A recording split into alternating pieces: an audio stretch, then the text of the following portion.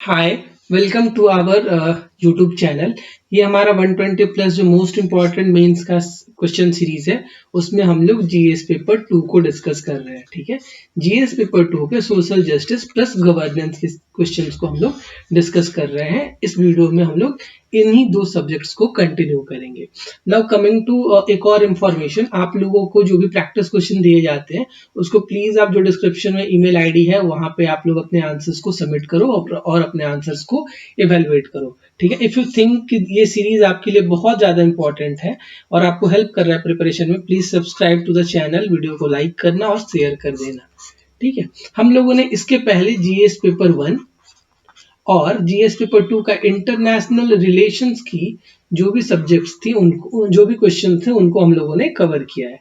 ठीक है, तो my name is Aashirwad and we are continuing the 120 plus most important questions for mains this year. But ये video is not only important for वो लोग जो जैन में मेंस देंगे, it is equally important for वो बच्चे जो आगे मेंस कभी देंगे, राइट? जो 2022 के लिए मेंस देंगे उनके लिए भी इसमें से बहुत सारे क्वेश्चन है जो रिलेवेंट है। ठीक है, तो please join us in the process और चैनल को फिर से रिपीट सब्सक्राइब कर लेना। ठीक है, और वीडियोस को शेयर वगैरह कर देना। तो लेट्स गेट स्टार्टेड। जो हमारा क्वेश्चन नंबर 6 है, वो आपका एक क्वेश्चन आपके मेंस में जरूर से जरूर आएगा। ठीक है, या तो वो ई गवर्नेंस पे आएगा या गुड गवर्नेंस पे आएगा। ठीक है, क्वेश्चन आपसे क्या कह रहा है उसको आप समझो। सबसे पहले कह रहा है सर जो गुड गवर्नेंस है और जो ई गवर्नेंस है दोनों इंटर रिलेटेड है। इस स्टेटमेंट को आप कीजिए क्रिटिकली एग्जामिन। ठीक है, हमारा इस क्वेश्चन को जो करने का तरीका होगा उसमें हम लोग गुड गवर्नेंस के बारे में चीजों को डिस्कस करेंगे, हम ई गवर्नेंस के बारे में डिटेल से चीजों को डिस्कस करेंगे।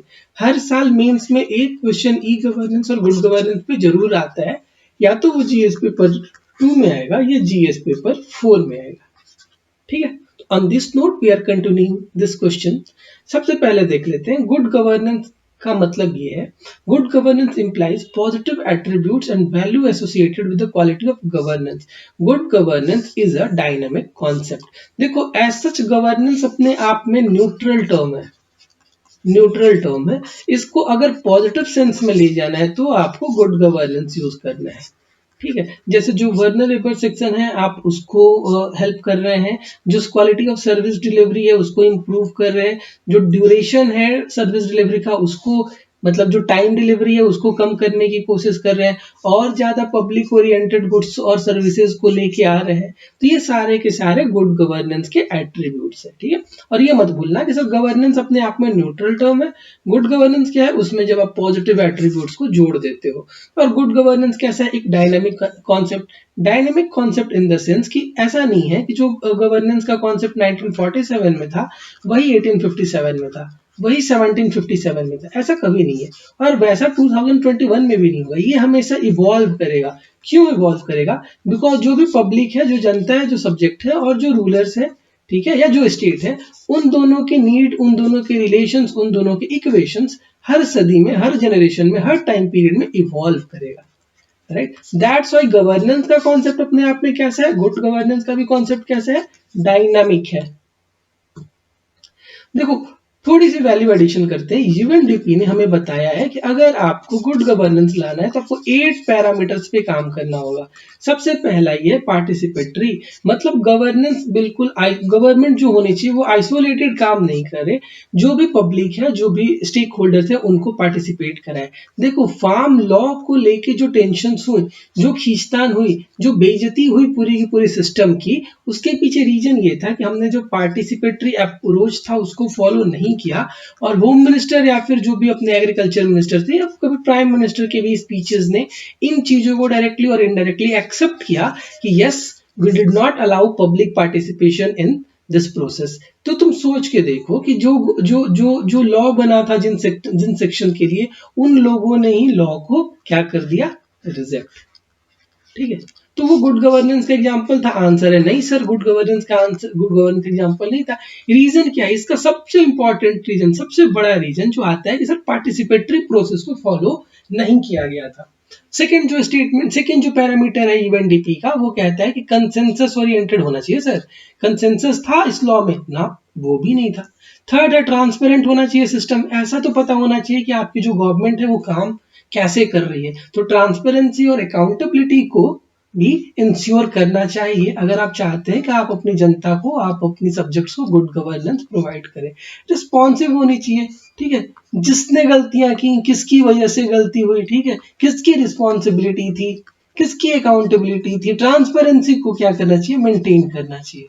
इफेक्टिव एंड इफिशिएंट, इफेक्टिव और इफिशिएंट का ये मतलब है कि अगर गवर्नमेंट को डिजास्टर मैनेजमेंट कहीं कोई डिजास्टर को मैनेज करने के लिए जो भी फॉर्मूलेज अप्लाई किए, जो भी सिस्टम को इनकॉर्पोरेट किया, जो भी स्टेक होल्डर्स को इंक्लूड किया, उनकी उनकी इफिशियंसी अच्छी होनी चाहिए और वो इफेक्टिव होनी चाहिए, ठीक है। इफेक्टिव इन द सेंस कि ग्राउंड लेवल पे चेंज दिखनी चाहिए, राइट। जैसे कई बार आप देखते होंगे कि डिजास्टर मैनेजमेंट में कई बार ऐसा होता है कि आप आर्म्ड फोर्सेस को इंक्लूड करा देते हो।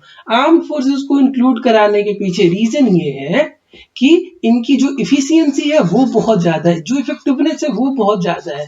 हो सकता है कई बार जो डिस्ट्रिक्ट एडमिनिस्ट्रेशन हो, उनकी जो डिलीवरी है वो इतनी अच्छी नहीं हो पाती है, ठीक है। उसके बाद जो 7th पैरामीटर है वो है इक्विटेबल और इंक्लूसिव। यूएनडीपी ने जो 7th कैरेक्टरिस्टिक बताया था गुड गवर्नेंस का, उसको इक्विटेबल और इंक्लूसिव बताया था। इंक्लूसिव इन द सेंस कि अगर कोई भी रिसोर्स का डिस्ट्रीब्यूशन हो रहा है तो वो सबको मिलना चाहिए, ठीक है।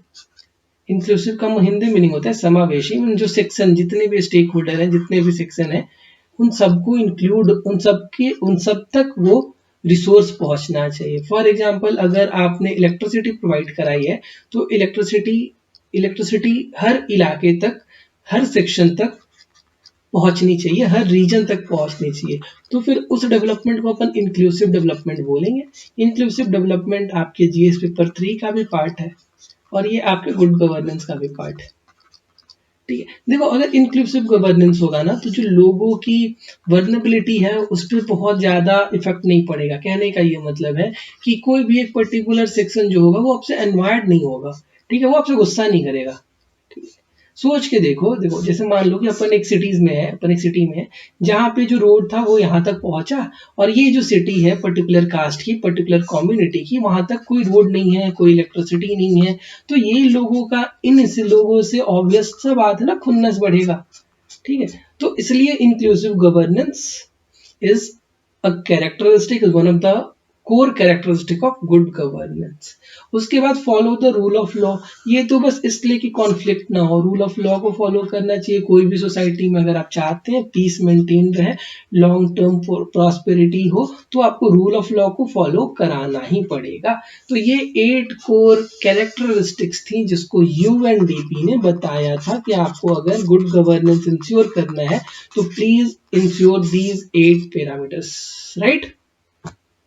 चलते हैं आगे। अगर आप गुड गवर्नेंस की इनिशिएटिव देखोगे गवर्नमेंट ऑफ इंडिया का तो बहुत सारी है। सबसे पहला जो है डिसेंट्रलाइजेशन किया गया था, जो 73rd and 74th constitutional amendment था उससे। आपको पता होगा कि पंचायत और म्यूनिसिपैलिटीज को लाया गया था constitutional amendment 73rd and 74th के द्वारा, और इसमें पीपल के पार्टिसिपेशन को इंश्योर किया गया। दूसरा ये है कि जो प्रोग्राम्स बन रहे हैं वीकर सेक्शन के लिए, बैकवर्ड एरियाज के लिए, जैसे अपने पास बहुत सारे प्रोग्राम हैं, जैसे एस्पिरेशनल डिस्ट्रिक्ट का प्रोग्राम है, वीकर सेक्शन के लिए बहुत सारी स्कीम्स हैं जो आपने प्रीलिम्स में पढ़ी होगी। आप उन सारे स्कीम्स को अपने मेंस के आंसर में यूज करना ना भूलें। At the same time budget में रिफॉर्म्स आता है time and again. Citizen charter है और सर्वोत्तम मॉडल है, this is very very very important for your mains exam, right. हर साल कुछ ना कुछ सिटीजन चार्टर से पूछते हैं। रिड्रेसल ऑफ सिटीजन्स ग्रीवांसेस, मतलब अगर मैं भुक्तभोगी हूँ, मैं रेलवे का पैसेंजर हूँ, मेरी कोई ग्रीवांस है तो उसको रिड्रेसल के लिए भी मैकेनिज्म गवर्नमेंट इनिशिएट कर रही है, करती रहती है टाइम एंड अगेन। और देखो जैसा कि मैंने पहले बताया है कि सर जो गुड गवर्नेंस है ये एक डायनेमिक कॉन्सेप्ट है। कैसा है? डायनेमिक कॉन्सेप्ट है। ये क्या करेगा सर? ये इवॉल्व करता रहता है। तो जब ये इवॉल्व करता रहता है तो ये बहुत जरूरी है कि आपकी जो ग्रीवांस की रिड्रेसल मैकेनिज्म है वो भी इवॉल्व करती रहे। उसके बाद ई गवर्नेंस, देखा जो क्वेश्चन हमारा क्या था कि सर ई गवर्नेंस और गुड गवर्नेंस रिलेटेड है, आंसर है कि हाँ रिलेटेड है। उसी चीज को डिस्कस करें कि सर गुड गवर्नेंस के अंदर ई गवर्नेंस भी आता है। जब यूज ऑफ आईसीटी टूल्स को जब आप यूज करते हैं, इंफॉर्मेशन कम्युनिकेशन टेक्नोलॉजी को जब आप यूज करते हैं, तो आप गुड गवर्नेंस की इनिशिएटिव लेते हैं। पब्लिक सर्विस मॉडल है, ठीक है, एक्चुअली मॉडल है, ठीक है, ये मोराल वर्ड भी सही है। पब्लिक सर्विस मोराल को प्रमोट करते हैं या एंटी करप्शन मेजर्स को आप लेते हैं। ट्रांसपेरेंसी आपने इंश्योर किया है, अकाउंटेबिलिटी आपने इंश्योर किया है, राइट टू इंफॉर्मेशन और सोशल ऑडिट। ये 10 इनिशिएटिव्स हैं जो गवर्नमेंट लेती है, ये जो इंडिया की गवर्नमेंट ने लिया है। और देखो बहुत इंटरेस्टिंग बात बता रहा हूँ, इन 10 के 10 टॉपिक से क्वेश्चंस बन सकते हैं, and that too for your mains, right. ये बहुत इंपॉर्टेंट बता रहा हूँ आपसे। सोशल ऑडिट पे क्वेश्चन पूछा जा सकता है, राइट टू इंफॉर्मेशन पे क्वेश्चन पूछा जा सकता है, ट्रांसपेरेंसी एंड अकाउंटेबिलिटी पे क्वेश्चन पूछा जा सकता है, एंटी करप्शन मेजर पे क्वेश्चन पूछा जा सकता है, ई गवर्नेंस पे तो डेफिनेटली एक क्वेश्चन आएगा, चाहे वो जीएस पेपर 4 में आए या फिर आपका जीएस पेपर 2 में आए, ठीक है। सिटीजन चार्टर से एक क्वेश्चन पूछा जा सकता है, बीकर सेक्शन के लिए एक प्रोग्राम जरूर आपको पूछेगा कुछ ना कुछ। फिर ये 73rd and 74th constitutional amendment अगर आपसे जीएस पेपर 2 में नहीं पूछा गया तो आपके पीएसआई और ऑप्शनल में पूछा जाएगा, राइट। तो आगे चलते हैं। देखो वर्ल्ड बैंक जो कहती है, वर्ल्ड बैंक देखो ई गवर्नेंस को लेकर वर्ल्ड बैंक ये कहती है कि सर जो ई गवर्नेंस है ना, it refers to the use of information technology that have ability to transform relation between citizen, business and other arm of the government। 3 stakeholder है, सिटीजन, बिजनेस और फिर गवर्नमेंट। इन तीनों stake holder के बीच के relation को change करने की capability है, एबिलिटी है किसके पास, आईसीटी के पास, इंफॉर्मेशन कम्युनिकेशन एंड टेक्नोलॉजी के पास ये पावर है कि वो सिटीजन और बिजनेस के रिलेशंस को, गवर्नमेंट और बिजनेस के रिलेशन को, गवर्नमेंट और सिटीजन के रिलेशन को चेंज कर सकता है, ट्रांसफॉर्म कर सकता है। और ये बात किसने कही है, वर्ल्ड बैंक ने कही है। तो हमने ई गवर्नेंस का डेफिनेशन देखा जो वर्ल्ड बैंक ने हमें दिया था, राइट। चलो एक ई गवर्नेंस से रिलेटेड टर्म है स्मार्ट गवर्नेंस का, इसको ध्यान से समझ लो। S stand for simple, M stand for moral, A stands for accountable, R से रिस्पॉन्सिव और T से ट्रांसपेरेंट।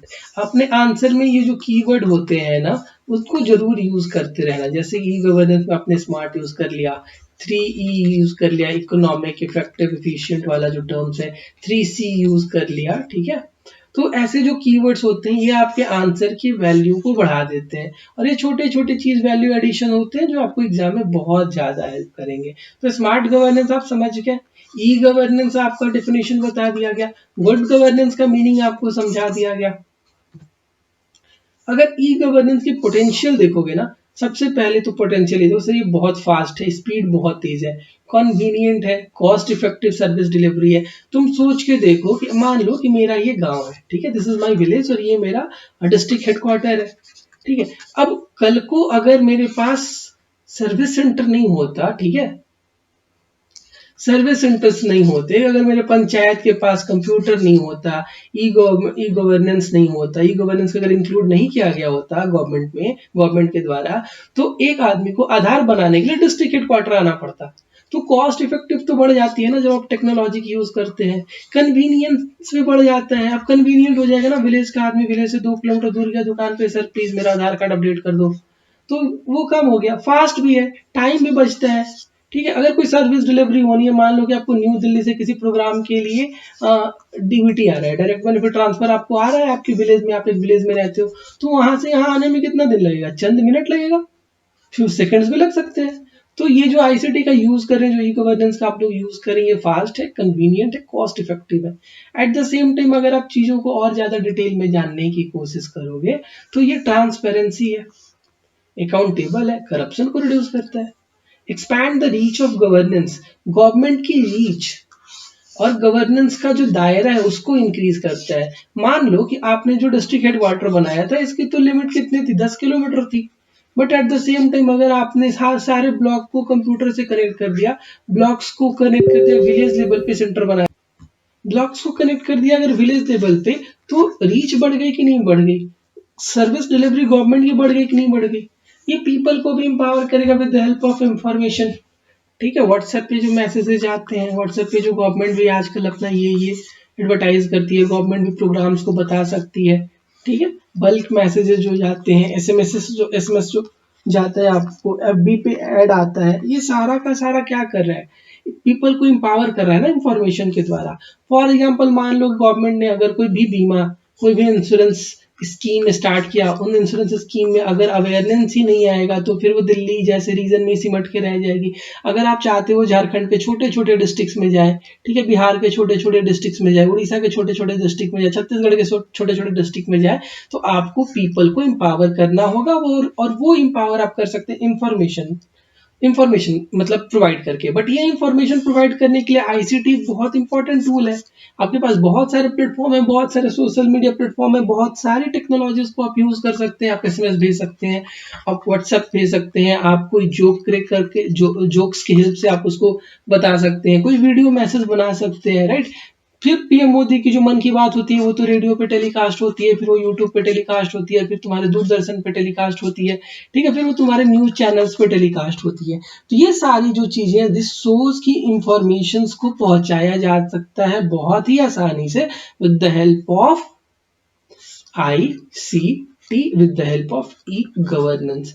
ये बिजनेस और इंडस्ट्री के बीच की जो इंटरफेस है उसको इंप्रूव कर सकती है। देखो तीन चीजें होती है ना, बिजनेस होता है, सिटीजन होता है, और गवर्नमेंट होती है, ठीक है। तो इन तीनों के बीच का जो इंटरफेस है उसको ई गवर्नेंस इनहांस कर सकता है पॉजिटिव वे में, ठीक। अब चैलेंजेस देखो, सबसे बड़ी चैलेंज है कि मोस्ट ऑफ द जो आईसीटी टूल्स हैं या most of the e governance की जो भी इनिशिएटिव है वो इंग्लिश लैंग्वेज में होती है।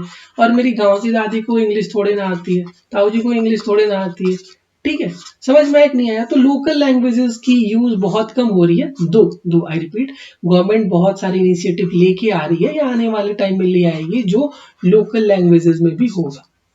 आईटी की लिटरेसी बहुत कम है। जैसे my mamma is post graduate but still she is not very confident with use of IT, ठीक है। मेरे पापा बहुत पढ़े लिखे हैं बट फिर भी he is not very very much sure about, मतलब इंटरनेट को लेके बहुत सारी भ्रांतियां रहती है, ठीक है। मेरी दादी थोड़ी कम पढ़ी लिखी है तो उसको तो मतलब ही नहीं है, ठीक। तो आईटी की लिटरेसी भी कम है इंडिया में, ठीक है। जो गवर्नमेंट साइट्स हैं उनके फ्रेंडलीनेस पे भी क्वेश्चंस होता है, वो बहुत ज्यादा यूजर फ्रेंडली नहीं होते हैं। कई बार होता है आपको 5 सेकंड का काम है, केवल एक डाटा सुधरवाना है, आपको 5 दिन लग जाएंगे, राइट। या कई बार ऐसा होता है आपको कोई फॉर्म फिल कराना है, उस फॉर्म में आपको कम से कम 50 डिविजन्स भरने होंगे, जो जिसमें से एटलीस्ट 49 जो होंगे वो इररिलेवेंट होंगे।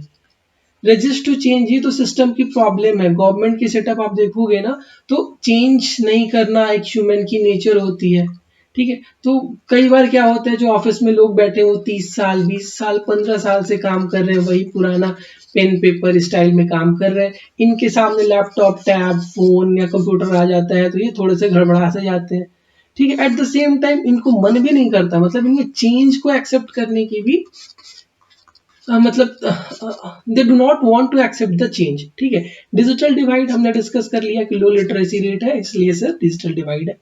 फिर अगर आप डेवलपिंग कंट्री इंडिया में देखोगे तो जो इंफ्रास्ट्रक्चर का कॉस्ट पड़ता है, जैसे आपको केबल्स बिछाने पड़ते हैं, आपको वाईफाई वगैरह लगाने पड़ेंगे, आपको हार्डवेयर और सॉफ्टवेयर डिवाइसेस लाना पड़ेगा, रिपेयरिंग का खर्चा आता है, ठीक है, मेंटेनेंस का खर्चा आता है। तो डेवलपिंग कंट्री के लिए कॉस्ट भी एक मेजर फैक्टर होता है। लोकल लैंग्वेज हमने डिस्कस कर लिया टॉपिक को, लैक ऑफ ह्यूमन रिसोर्सेज, आपके पास उतने इंजीनियर नहीं है, आपके पास ऑपरेटर नहीं है, आपके पास टेक्नीशियंस नहीं है, आपके पास वो जो ट्रेन लेबर चाहिए वो नहीं है, ठीक। तो ये सारे चैलेंजेस हैं ई गवर्नेंस को लेके, राइट। तो this was it for today's. जो भी आपको प्रैक्टिस क्वेश्चन दिए जा रहे हैं प्लीज प्लीज एंड प्लीज उसको आप लोग लिख के लाइए। देयर इज हाई पॉसिबिलिटी कि मेंस में आपसे इन टॉपिक से क्वेश्चन पूछा जा सकता है। रिपीट, हमने जितने भी क्वेश्चन किए गवर्नेंस और सोशल जस्टिस के, आप उनको डायरेक्टली और इनडायरेक्टली यूज कर सकते हो अपने आंसर्स में, ठीक है, right. So this is for all today. आपकी कोई भी डाउट हो तो उसको कमेंट सेक्शन में प्लीज इंक्लूड करना। We will try to address all your doubt. Thanks for listening. Thank you again.